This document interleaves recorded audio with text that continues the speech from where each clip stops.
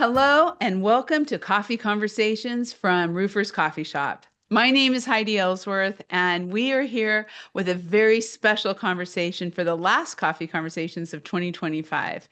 And of course, we want to take a little time, do a little review, and talk about what's coming up in 2026. As always, a little bit of housekeeping. We are being recorded and it will be available within 24 to 48 hours. So please share it out with your company, with your friends, all of the roofing professionals out there. This is the kind of information that can really make a difference in your business. Also, the chat is open. I'm already seeing our friends on here. Please let us know where you're calling in from, the type of business you have, just whatever you want to chat about on this last Coffee Conversations of 2025. So let's get started. I want to first of all say a huge thank you to SRS. They are leading the way all the time in innovation and have had big news in 2025 and I'm sure bigger news coming in 2026. So as always, SRS, thank you for being an outstanding partner and a great, just a leader in the roofing industry.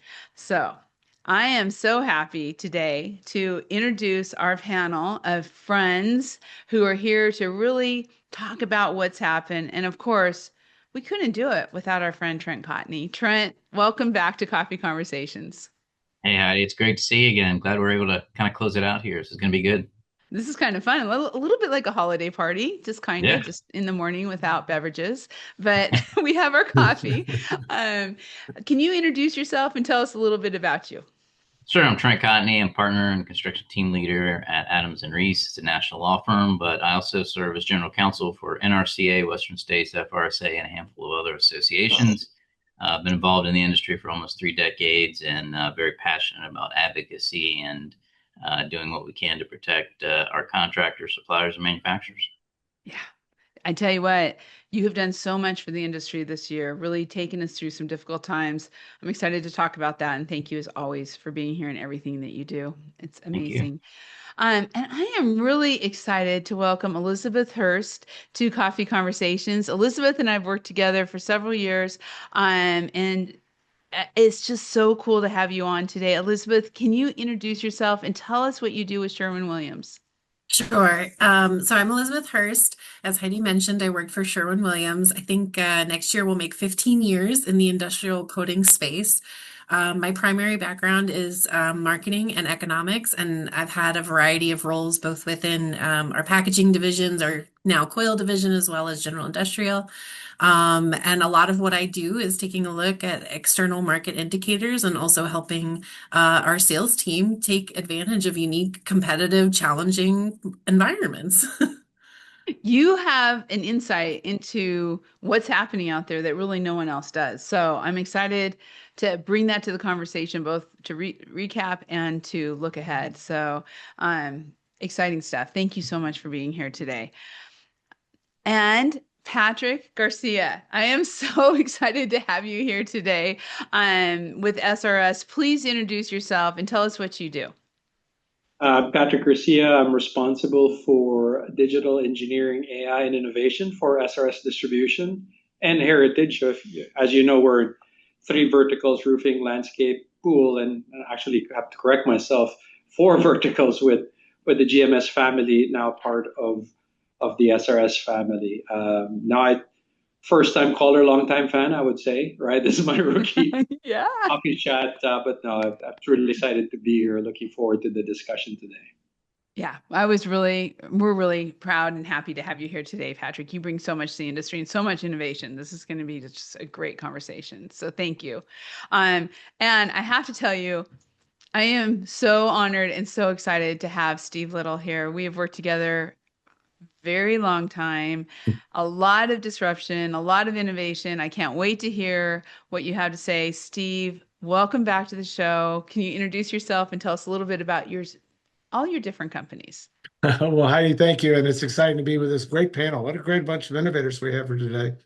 Yeah. Steve Little, head coach of K-Post Roofing and Waterproofing, also founding partner of National Roofing Partners. We've got 280 contractors with 400 locations nationwide.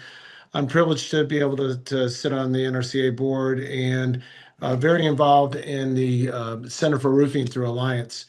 We're just that whole initiative of bringing education platforms to our industry has been an honor to be associated with. But great to be with all of you today. And Trent, what's exciting about being with you is that I always feel like my risk is averted when I'm in a room with you or I'm in a podcast with you or something. So it's a great way to end the year. I Yes, I love it. And as you will notice, with following up on that, we are very, very lucky to have really amazing representation. So, manufacturer with Elizabeth, distribution with Patrick, a contractor of contractors with Steve Little, and a lawyer, who's the legal thought leader of our industry. So, with that said, we're going to be having this conversation, and it's going to be coming from so many different sides of the equation. And I think that's really important for everybody to know and to be aware of as we kind of start. So what we're going to do is we're going to start out with looking at 2025. And I really would love to have you each kind of talk about what you saw as some of the biggest successes or some of the turning points, maybe more challenges that you saw through 2025 and that are kind of leading us as we move into the next year. Trent, let's just start with you. What did you see this year? Yeah, so 2025 was an interesting year in a lot of different ways, right? I think in 2025 we've seen a return to a more normal roofing market. I think for a long time during and post-COVID it was elevated, and I think you're starting to see some course correction there. What's interesting is there's been a lot of challenges, right? I've been very busy this year with everything from tariffs to immigration policy to you name it. But the one thing I'm starting to see is that contractors are no longer just, reacting to labor shortages or compliance pressures or, being more proactive as it relates to safety. I'm seeing a greater willingness to actually invest and plan for things. And, I think that what you're starting to see coming out of 2025 and moving into 2026 is contractors embracing the idea that, preparation is key. There's a lot of volatility out there, but a lot of opportunity at the same time. I think those contractors, like Steve, for example, that have, tremendous operational excellence, that have standard operating procedures in place, that is purposeful and consistent, those contractors are going to be successful. And that's what I've seen as sort of the biggest change in our industry is recognizing that we are in a chaotic state. But I've seen a lot of contractors kind of step up to the plate, and really, I think they're better prepared for 2026. I think we have to, Yeah. Trent. We're so tired of having things thrown at us. It's exhausting. All business industries were affected by COVID, and many industries were affected by supply chain. And we finally recovered from that. We've always had a regulatory challenge transpiring. There's always something, whether the fall protections with OSHA, and then you turn around, you have all of the dust mitigation and all that stuff that transpired. And then we had changes of different leadership in the presidency, and they have different agendas that affect that. If we're not proactive, if we don't take charge, if we don't of our own destiny, then we're gonna wither away. And I agree with you. In meetings that I have with other contractors, we are taking more of a proactive, invest in your employees, invest in your workforce, and try to have more control over it than the environmental conditions that we're dealt with. It's so true. And Steve, continue to, what were some of the highlights you saw in 2025, along with some of the challenges that we're talking about? Well, it was a challenging year because the market's unstable. The financial market's unstable. And when financial markets are unstable, people tighten up on their capital purchases. So service was up, capital projects were down.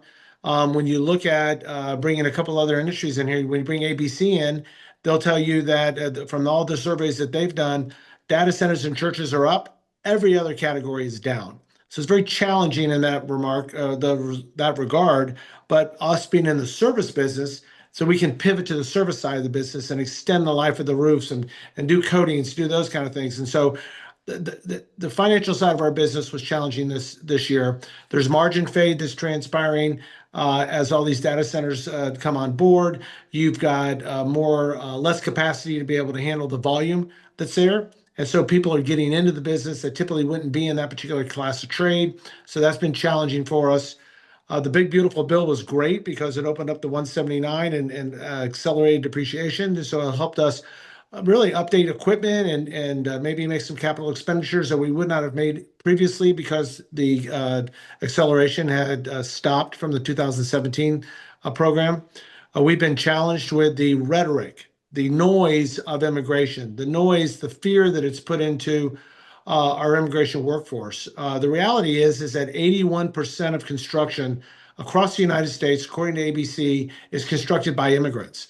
And so when you put that fear in, it doesn't mean that they have to be Latino immigrants. So, we have Guatemalan and German and other nationalities in our industry. And construction is just so important for what transpires.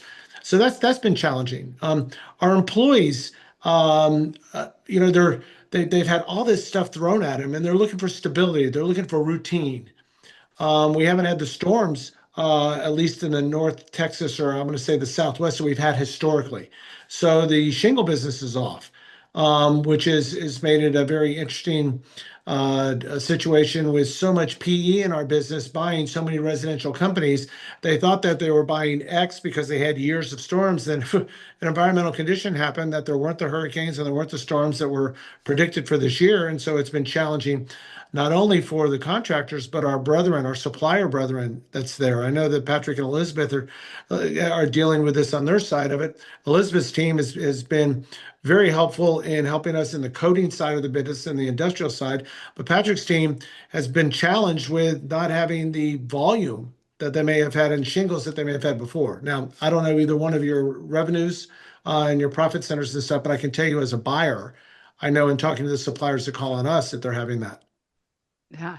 Yeah. I think that economic uncertainty continues to be the word that this whole year, like if I had to put a word on 2025, that's interesting. I'm excited to kind of see what that word is going to be for 2026. But Elizabeth, I see you nodding a lot. Talk a little bit about what you saw, overall with successes and kind of turning points and challenges in 2025.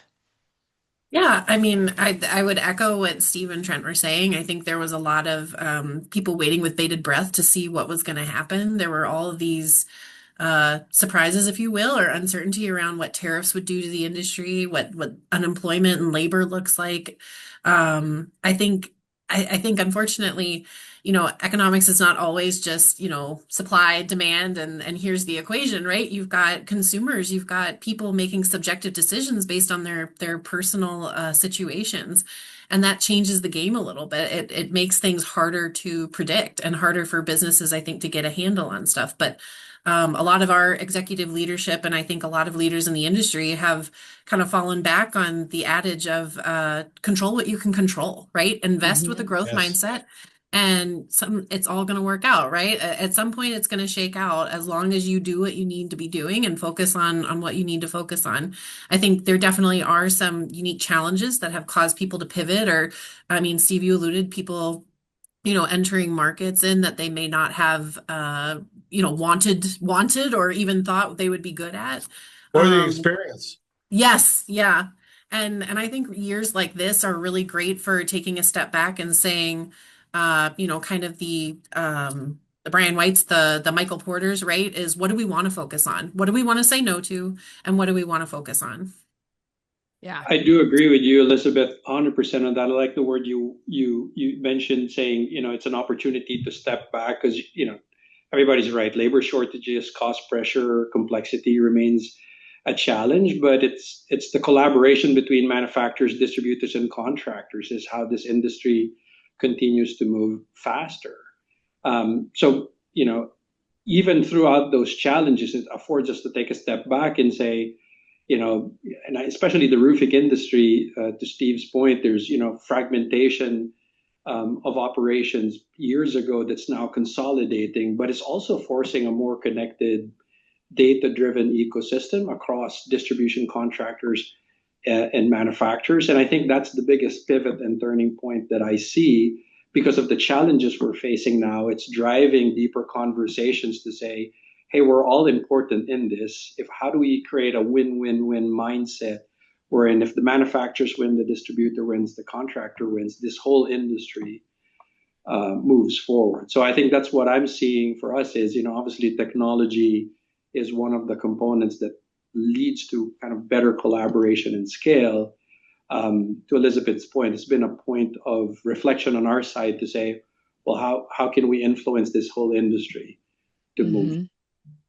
Yes, how do you make the pie bigger, right? How do you make the pie bigger for everyone? Yeah, absolutely. Patrick, I want to follow up on that because I think it was a year, maybe 2 years ago that Roofing Technology Think Tank met at the SRS headquarters, and we were talking about that, exactly what you're talking about now, is how does technology start influencing the industry? It's more together, to have the same nomenclature, to to be thinking on the same basis. And so talk to us a little bit more about that, because I think that has been a trend this year that we're seeing, and I'm hoping it will just explode going into 2026. And if you remember, I think we did that 2023, 2024, and then 2025, you were here for the Innovators Summit, where you got to see a lot of the AI capabilities that we offer our customers. I think technology fundamentally is changing how the roofing business sells, serves, and scales to their customers. And I think, if I remember correctly, in our RT3, we're talking about how can we help our customers think about the right software to pick, the right process, and think about from a maturity model, because the tendency sometimes is for organizations to go from level 1 to level 5, right? And having that step through when it comes to people, process, and technology become super important. And as Mike Tyson says, everybody's got a plan until they get punched in the face, and then all of a sudden AI comes into a picture. You're always like, okay, things are just moving way too fast, and it's fundamentally changing. But I'm so happy. I mean, I've been in SRS for 8 years. When we started innovation, I had a team of 7. My office was a storage room in the old building. And now you got to see kind of what this industry has pulled forth, from that point where 70% of our customers didn't use tech, to that being the first conversation they have with us. And also at times, obviously with larger organization and consolidation, systems that are at par with yours. So conversation on innovation and iteration become faster, but just the level of experimentation this industry is willing to do, from using AI to help them sell better or capture more leads or close the deal much faster. It's amazing. It's an amazing space. It really is. Before we head on, I want to come back to us, the team, and talk about technology, but I do want to answer a question. I want to remind everybody the chat is open. Please ask questions. Please make comments. Let us know. And if there's a little button, if you see, you should be chatting to everyone. So just check, make sure you're not doing hosts and panelists only, but that you're doing everyone, because so everyone can see the chats. So Lily, with Principia, who I love, she is an economist and is always asking great questions. She says, was economic uncertainty the main reason for a slower roof replacement market this year? Or do you think it was the fact that homes and unaffordable and people aren't moving from their homes? Perhaps it's both, as they influence each other. Steve, I would love to take that one to you. I know there's one other factor in there too, weather, but talk to us about what kind of made things a little bit slower. So I'm going to break it down into residential and into commercial. On our residential division, what we found is that, yes, people are not moving as much as they are, but insurance companies are also rejecting their insurance policies on roofs for people that stay in homes that stay in there longer. So the insurance industry is now creating a retail industry for the residential side of the business that wasn't there before. And AI and technology has played a big part in that, with them droning neighborhoods and using the technology and AI to determine the life cycle of the roofs and then sending electronically through their computer systems, not even a personal phone call. It's just they zone a neighborhood or they cover a neighborhood, and then they turn around and electronically send them letters to the homeowners saying that their roof has been estimated to be X amount of years old and their costs will be exorbitant, or they will not even insure them this year. So two things are happening there on that side of it. But dollars are tight. The economy is tight, and so people are not spending a lot of dollars on the exterior side of their business. They may be spending some dollars now on the interior side to stay more in their business, in their homes, for because I have friends of mine that are in kitchen and bath, and they've had a pretty good year this year because people are renovating the inside of their homes, maybe not the outside of their homes. On the commercial side of the business, it's capital expenditures. The people are waiting to see what's happening with interest rates. We've had a 0.75% drop this year. We're starting to see people ask for budgets again, where they were not asking for the last couple of years. As you go into the question on 26, I'll have some comments on there because it does look promising. But Lily is correct that people are staying in their homes longer. They're not necessarily just spending the money on the roofs. Yeah, that's great question, Lily. Great question. One of the trends that I want to talk about a little bit, because Trent, you have said this for as long as I've known you. You are like, when there is a gap, technology will fill it. And we continue to see the gaps that are happening with labor shortages, and kind of to Patrick's point, just that overall consistency in the industry. What are you, I know you are so active in technology. What were some of the technology trends that really captured you this year, and how do you see them translating going into 2026? Yeah, look, everybody's talking about AI, right? We talked a little bit about it already, but clearly AI is revolutionizing our industry. Everything from, assisted estimating to drone and imaging technology to project management to you name it, right? And I think that combined with some of the automation that we're seeing, especially in the steep slope arena, I think it's really going to change not only how you go to market, but how you put a roof on. I think systems will start changing to conform to robotic replacement. That it's interesting because with things like AI, the biggest impact isn't necessarily speed. It's what I would call defensibility. What I mean by that is you're getting better documentation, better data, better forecasting. All of that is going to help contractors protect margins, mitigate risk and put out a better product. And that's how I see AI. I think it doesn't replace good roofing skills, right? But what it does is it enhances, and it's creating a competitive advantage for those that are utilizing it. The way that I put it is, look, if I could save you even 30 minutes a day, how much is that worth to you, right? And that's what you're seeing AI do in almost every single aspect of our industry. It is moving so quickly that you can't even put your arms around it. So that is where I think, especially moving into 2026, there's this rush to master AI, right? We see it in the news. All you got to do is look at data center construction to understand that. I saw an interesting press piece on, Microsoft's purchase of 3 Mile Island to run their data centers. And, I've seen a lot of the different ways that these are being constructed. It's interesting because that rush, is going to improve all aspects of AI. So whatever we have today is going to be archaic even 6 months from now. That's why I think it's critically important, and Roofers Coffee Shop has done a great job of covering this, that we as an industry stay on top of it because it's moving rapidly. It really is. It really is. I want to go back, Steve, real quick on the technology front from a contractor standpoint. You talked about drones. One of the things I'm like, robots are coming. I know they're coming, but it seems like the AI push is now, in my mind, I have this feeling that that's what's going to really take the robotics probably to that next step at some point, figuring it out. But what are you seeing on the roof, technology wise, and how is that kind of trending between 25 and 26?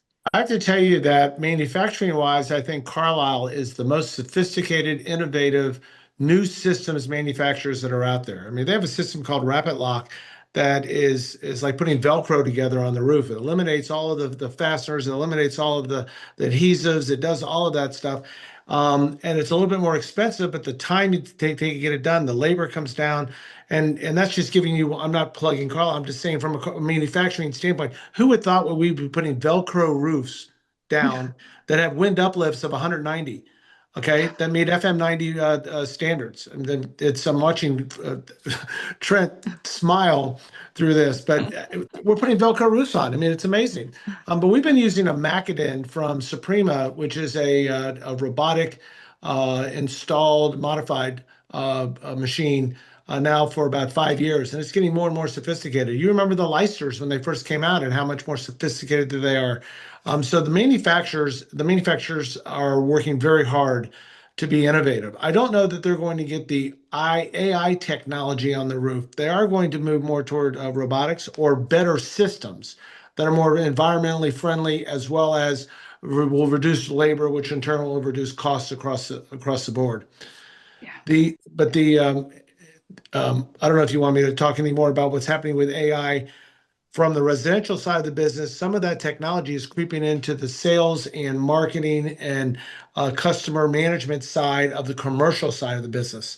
And the technology they have for doing automated calling and the conversations that can be had by AI to clients or to potential candidates is mind-boggling. And it still has to be managed by humans. I want everybody to understand humans still run the world. And humans still run manufacturing and distribution and legal and contractors. But it certainly is helping us navigate time. It's a great time saver. It seems to me the word upskill is going to be one of those words that we are going to hear a lot next year as certain jobs are filled by AI, and now we need to take those great people and upskill them or side skill them or wherever into other positions within the company, because there's still a labor shortage. But it's interesting how that's all going to kind of come together. Elizabeth, I'm seeing you nodding. Talk a little bit about what you're seeing from your perspective. And when I think about what Sherwin-Williams is doing with metal manufacturers and the growth of metal buildings and metal overall is pretty incredible. That goes across the board. Yeah, no, and I think Steve's right. I think there are a lot of tools out there that are being developed from a marketing and sales standpoint, both for customer education, right, in terms of either upselling material or just a better quality roof. I think there's also, tools out there that's helping contractors address like specking and making estimates, understanding what labor is going to be involved based on roof pitch. And I think about visualizers as well. That's something that I think it has been trending across multiple industries, even our, the consumer brands type organization, where homeowners want to be able to like take a picture of their house and say, can I make that a blue roof or can I make that a red roof? Like, what does that look like, right? But I also want to change my windows and I also want to update my garage door, right? I think there's a lot of, I don't know, information out there and customers are hungry for it because they really do feel if you're able to afford a home, you take pride in where you live and you want your house to look nice and you want it to represent you. And so I think they're asking a lot more questions about how to get that representation manifested, right? Yeah, we're seeing the exact same thing on our site, AskARoofer. We're seeing our numbers grow. Homeowners, building owners are on there and they are researching and they're asking questions and they want, it's just as they're going through there. But I do have a question. I think it's perfect, Patrick. I'd like to talk to you because this kind of goes on the technology side too. It's a great question. It says, as margins tighten, how important is estimate accuracy versus speed when contractors are deciding which bids to pursue? And you guys have been in the forefront of helping contractors with this. So I think it depends on the homeowner. I think when you were last here, I think you saw where we took using AI agents, we took an address, pulled the homeowner's persona. Are they a brand shopper, comparison shopper? What's their upsell score, lead quality? And we use agents then to say, well, pull the measurement, get the building codes, get the cert, the warranty, generate the proposal, right? Go to the contractor's website to create the proposal based on their brand strategy and then offer financing option. So what you've done then is take a function of many into a function of one, and you're arming a sales rep to walk into that homeowner's um, front door armed with every piece of information to make it, the chance of him landing that deal higher. So, you could argue, there's a positivity to speed, there's positivity to accuracy, but we're starting to really see even the way we pair a sales rep to a homeowner. If that homeowner is a comparison shopper, you got to be walking in with a good, better, best. But if he's not, he's going to want the best one. They just walk in with two, right? So we're even changing the way we interact with the homeowner, at least from our customer side, by providing this level of automation and intelligence to upskill him or her, as you say. But I think one caution though, when I was thinking about that word upskill, because that is so right. What I see is happening in the industry, and I use this all the time. I grew up in the Philippines, and directions back then is, hey, turn left when you see a dog, and turn right when you see the store. And you can go 2 hours, and you'll remember it just by the first time. And I live in North Texas, and you deviate me 2 roads, and I'll pull up Google Maps because I don't know how to get home. And what I mean by that is, what we're starting to see is that when AI gives you the intelligence for you to take action, we're starting to see behaviors where employees or customers will just do the action recommended, but not really understand why. And my fear is that we're not really creating better salespeople, right? Because you're just saying, yeah, do it, do it, do it. And I see a lot of these record the homeowner's conversation and then tell me how to do it better. And you're not really learning, okay, the mistakes that you've done. And as human, we're B2B, we're belly to belly, we're a relationship driven industry.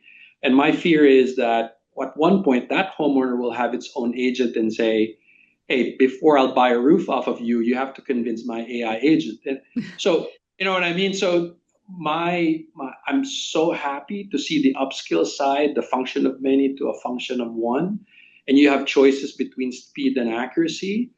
The caution I have is, are we actually learning from that experience to make us better humans? Because in the end, to Steve's point, it's still a relationship driven industry. I still have to convince that homeowner to buy for me and trust me with this $40,000-$50,000 job that I'm about to do. So fun, but cautiously optimistic, I would say. I am so glad you said that.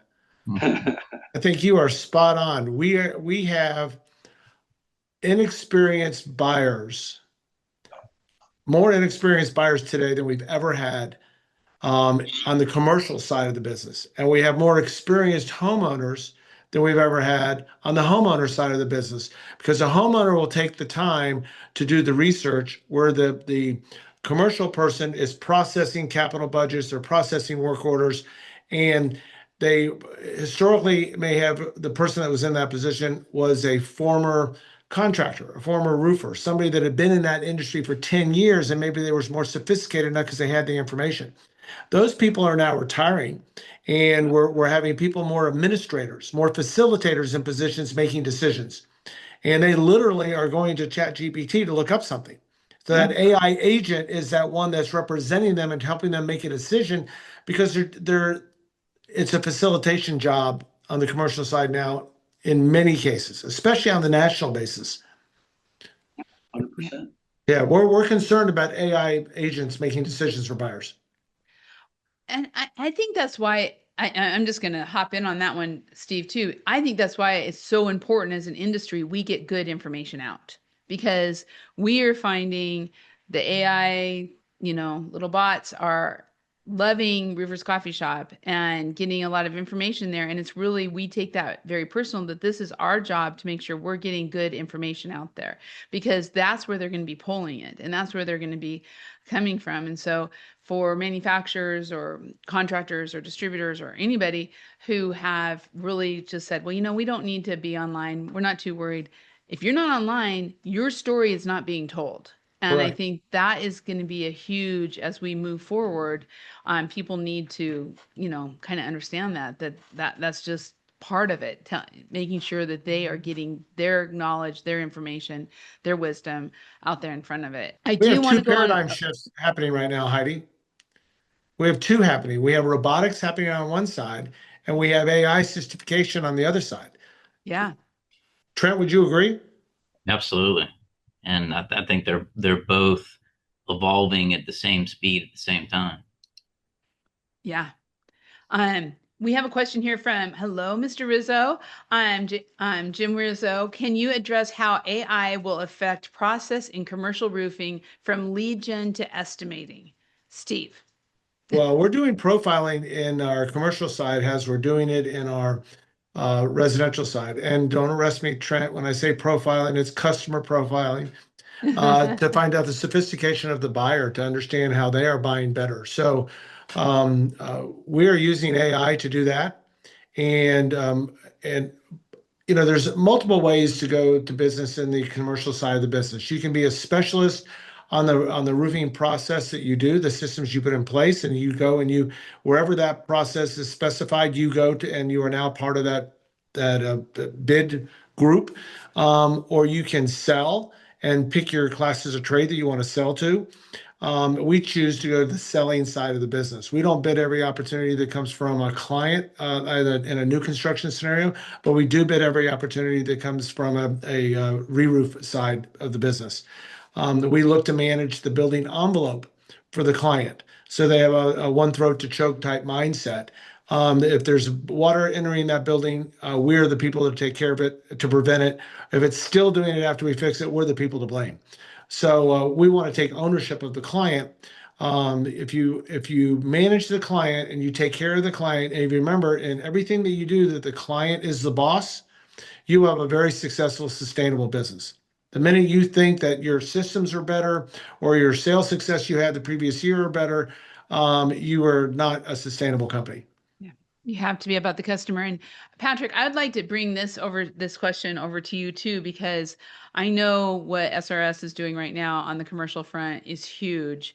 And when you put that with AI and all the things. So for that question, can you address how AI will affect process in commercial roofing from lead gen to estimating? I would just love to hear your thoughts. I think in general, the way we look at it is process is process. So where does the human in the loop really play a part? And I want to supercharge that. And then where in the process is it mundane and repetitive that I can automate, right? So we talked about, like I'll give you a perfect example. It's more of a residential. You've got 30 million homeowners walking into Home Depot every week at the roofing aisle going, I need a contractor for that roof. So once I get your address, then I could get your profile, understand who you are as a customer, what products would you buy, automate the proposal creation, the measurement. So things that we can automate, and those that require human being, the interaction side, will supercharge, saying, hey, here's what the homeowner would most likely buy. So I think, that's kind of how we're thinking about it from a process perspective. Can we call that vertical agents? You look at a process end to end and see what you can do to help automate. But internally, like even for us, like lead generation is such a fun use case for AI. We have 15,000 employees. And now in SRS, all you have to do as an employee is take a picture of a yard sign, landscaper, pool, or roofer. And then we use agents then to go to websites. Are there a commercial roofer, residential roofer? Who's the owner? What's the phone number? And then say, is this a customer of ours? And if not, assign it to the best rep that matches that company's persona. So even for us, as we're taking, again, a function of many and speeding that up into a function of one. So now our lead pipeline is just exploding because you have 15,000 employees. My wife thinks this is like a game. Every time we're driving around and she sees our roofer sign, she's like, roofer.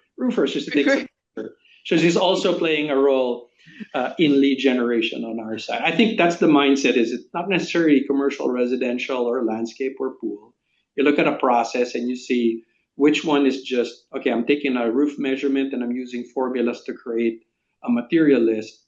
I can automate that. Or if I typically have my good, better, best, I can automate that too. But how to talk to a homeowner, how to break the ice, I cannot automate that. I can supercharge that. So that's kind of how we frame it.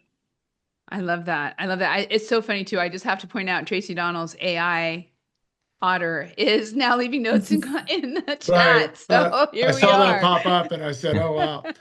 Tracy, I Heidi, love you. Heidi, are you picking up something here that SRS is capturing clients or potential leads for their roofing companies through the retail store at Home Depot?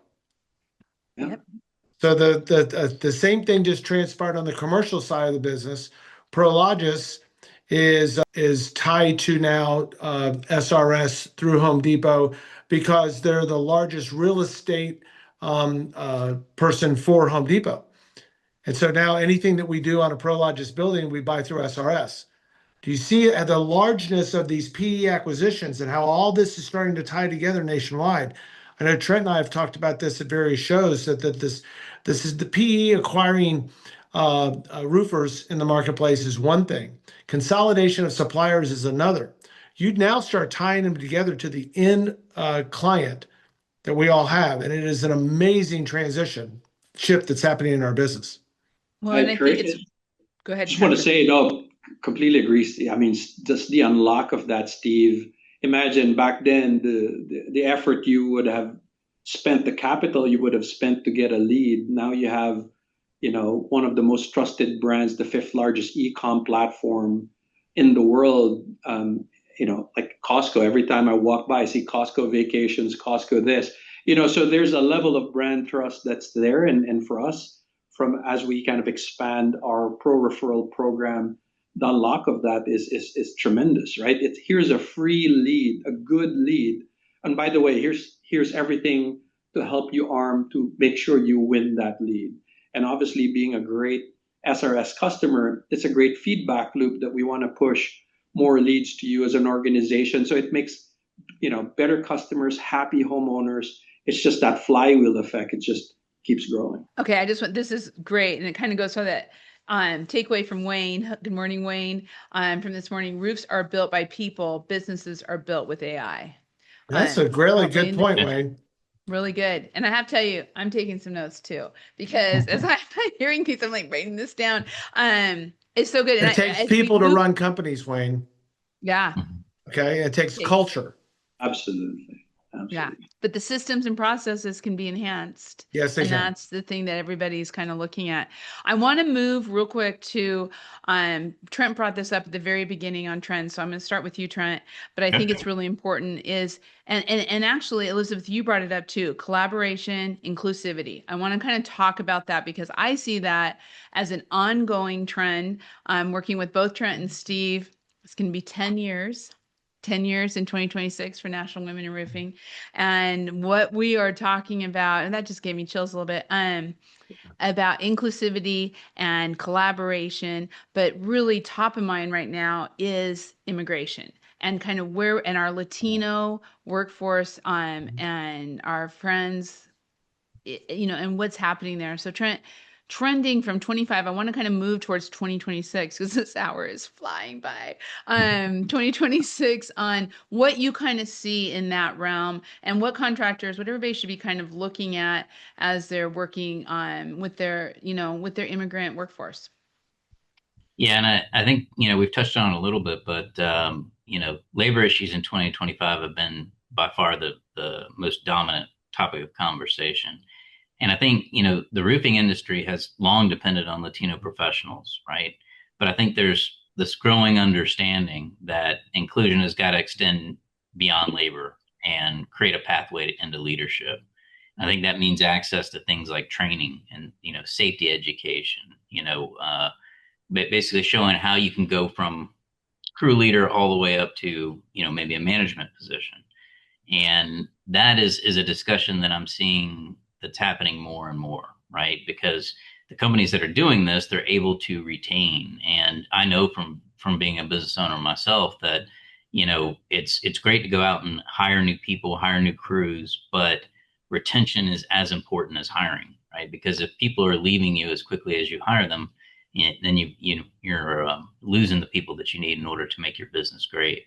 So I think in 2026, you're going to see a lot more investment into retention because as the labor pool might shrink as a result of immigration or other issues, the need to retain and keep your people happy is going to be even and more important. And I know Steve does a tremendous job and has a lot of very unique things as it relates to his employees and keeping them happy.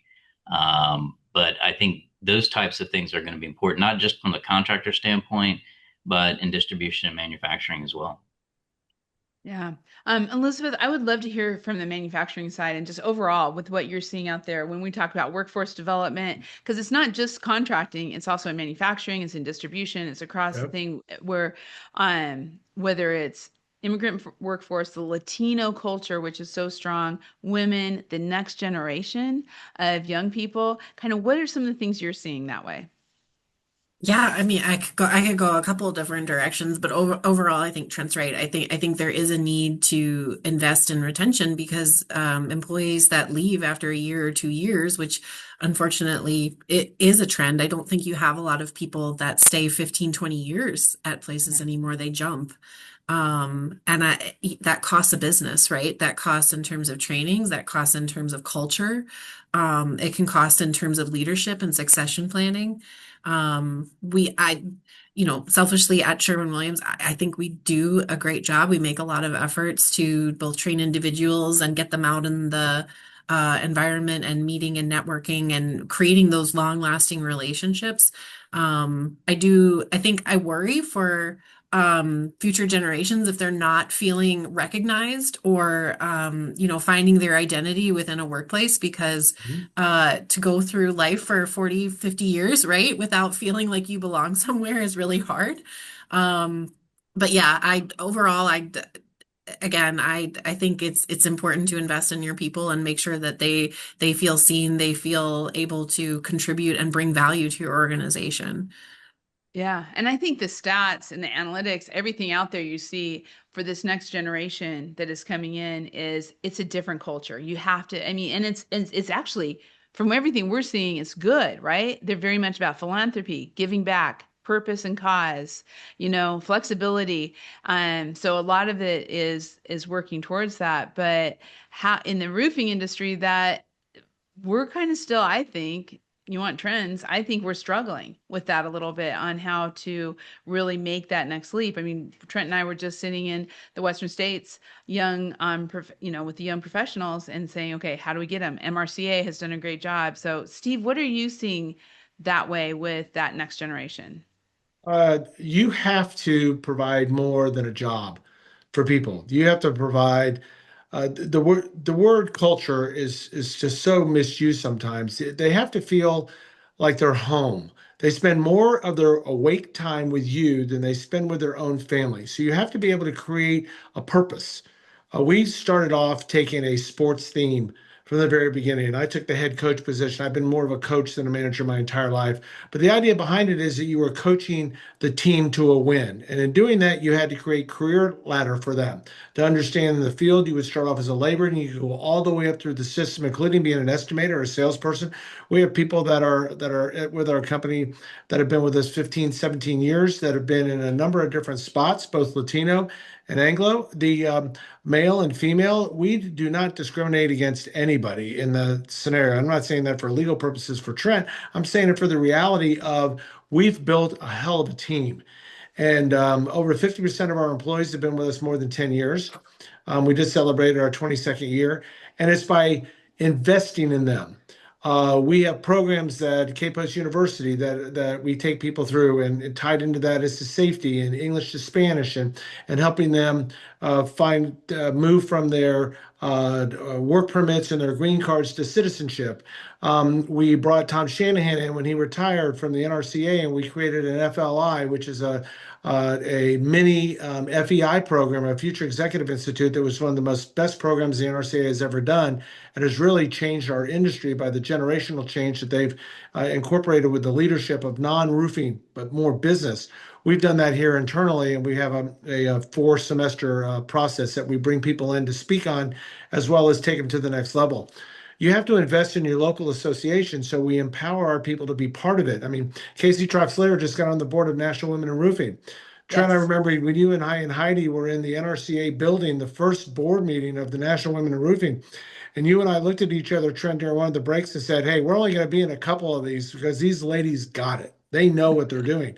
And here today to have over 2,500 people, women involved and created a workforce development program besides education in our industry. I mean, it gives me chills thinking about it, Heidi. I was just thinking what you I said. know.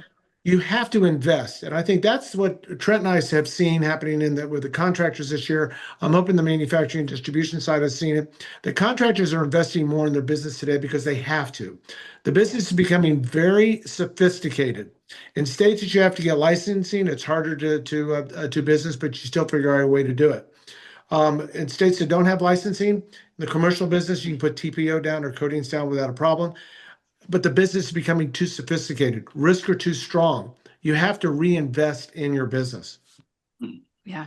Yeah. We're finding the same thing. Patrick, I was lucky enough to present at the MIT meetings that SRS has with your managers in training. What an astounding group of young people.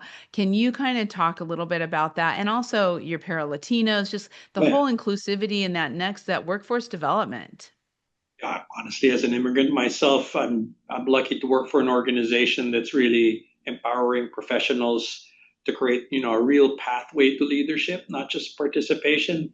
At the IRE, I always love, seeing the Para Latinos booth that we had through the years growing larger and larger.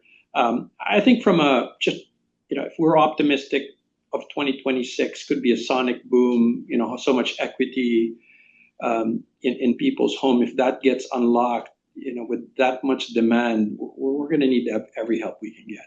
And our goal is just how do we equip our customers, to be part of that success. Again, back to that win-win-win mindset. But yeah, no, from a leadership perspective, I've got to see, leaders in SRS really come from our MIT MBA program that are now VPs of the organization and go through those ranks. It truly is a mindset of creating professionals that live, as Steve said, in the culture of the organization. And if you create enough of them, just if you look at the growth of SRS, when I joined the company, there's like 150 locations. I think we were like $1.5 billion, and by the time we sold to Home Depot, I think we were 12 billion, 800 locations. So you can't grow that fast without having the right leaders in place to take you and navigate you through that. Amen. So it's an amazing sight to see. Yeah, it is so good. Okay, I can't believe it. We're getting close to the end of our conversation. So what I want to do here is I want to have our last question for the year of Coffee Conversations be what you are all most optimistic about for 2026. So, Trent, I'm going to start with you. Yeah, I'm excited about 2026. I think, this has been a difficult year, I think, for everybody, right? There's been a lot of ups and downs. But, the one thing that I've seen being in the industry is there's nothing more resilient than roofing, right? I mean, it's just a matter of course correcting, and figuring out how to play the game. I'm excited about advocacy. I think there's a lot of opportunity for the industry to potentially make some strong gains. I'm a big believer in a specialized construction workforce visa. I think I'd love to be able to see some headway. I think as the pain points increase for constituents, Congress may actually listen. So fingers crossed. I think there's some opportunity there. But I think it's going to be a fantastic year. Will there be issues and struggles and hardship? Absolutely, right? That's always part of the industry. But I think we've learned from what's happened this year. I think we've doubled down on our operations, on making sure that we're being purposeful and consistent. And I see nothing but positivity for 2026. I think it's going to be a great year.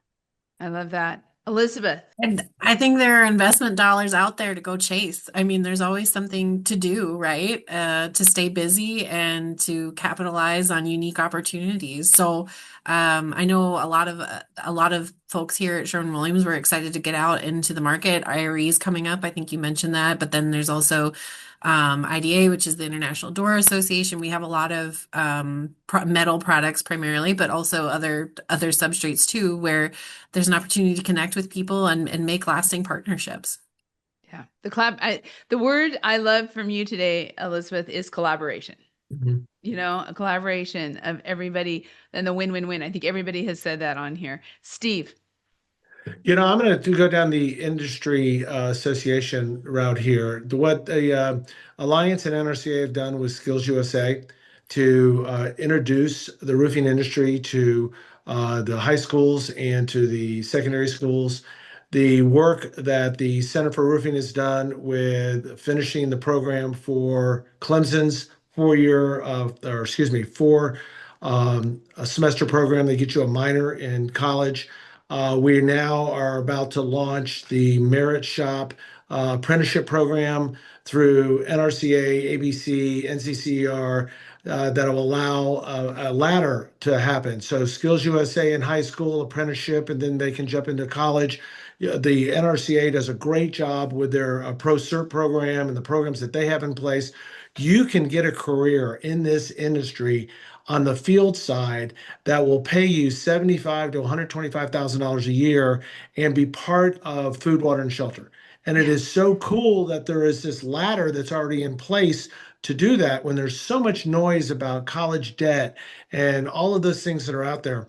I also wanted to support what Trent just said. There's a bill going through Congress right now called the Dignity Bill that has 13 Congress folks from the Republican and 13 Congress folks from the Democratic side that will allow for a 7-year work permit for our immigrant community that may have ended up in this country for whatever reason they got in this country, that are good, wholesome, want to be American people. They're church going, family building, society positive folks that need a path to be able to work in this country. It is not towards citizenship. That's a whole nother program, but it fills in the need for working. And we have so much need in construction and in the food industry and the hospitality industry. Hopefully our Congress folks can get their act together and realize that this is good for society. It is good for America. And it will, if we can keep construction going, which is like 13% of the US economy, how great would that be for all of our businesses and all of our employees? So Yeah. those are the 2 areas I'm very hopeful for in 2026. I love it. I love it. Patrick, bring us home. Optimism for 2026. I'm going to echo everybody. I'm most optimistic about the people in this industry. This industry is embracing change, it's developing leaders, it's building a future that's more connected, inclusive, and resilient. And just like Wayne said on the chat here, roofs are built by people. That's the one I'm most optimistic about. AI is there to help for sure, and technology that allows us to scale. But when I got introduced to the space, somebody once said to me, B2B means belly to belly. It's such a relationship within industry, and that's what I fell in love with when I joined this organization. So I'm rooting for the people for sure. And we're rooting for you, Heidi. You've been so great for our industry. You and your team have come so far. You need to recognize not only you, but what Jill Bloom did at Best of Success with the Latino initiatives that both of you have working in the marketplace. Thank you for what you do. Thank you, Steve. And thank you all. I have to tell you, I just feel like we were blessed to be able to be a part of this industry and to be part of construction and be part of so many awesome people that as we go through there. And especially, I am so thankful at the end of this year for all of you. Thank you so much for being on today. Absolutely fantastic panel. We could go another couple hours with a lot more topics. So for everyone out there, happy holidays. I hope you've had a good 2025. I know you're going to have a great 2026. Please stay with us as we cover all of these topics on our coffee conversations coming up in 2026. We'll be talking about immigration. We'll be talking about diversity.